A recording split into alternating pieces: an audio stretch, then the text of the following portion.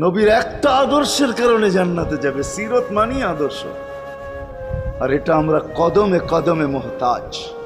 কেননা এই ছোট জীবনটা যদি গ্রহণযোগ্যতা পর্যন্ত পৌঁছাইতে হয় আল্লাহর কাছে, চাই নারী হই, চাই যুবক হই, চাই বৃদ্ধ হই, যেই মানুষই হই না কেন, যেখানেরই হই না কেন, যেই বাসারই হই না কেন, যেই বর্ণেরই হই না কেন, যেই পেশারই হই না কেন, যেই সোসাইটিরই হই না কেন, এই জীবনটাকে যদি গ্রহণযোগ্যতা পর্যন্ত পৌঁছাইতে হয় কার কাছে? দুনিয়া আলাদের কাছে না, মালিকের কাছে, যিনি এক ফোঁটা পানির থেকে অস্তিত্ব দিছেন, যার কাছে আবার আমাদেরকে ফিরা যেতে হবে।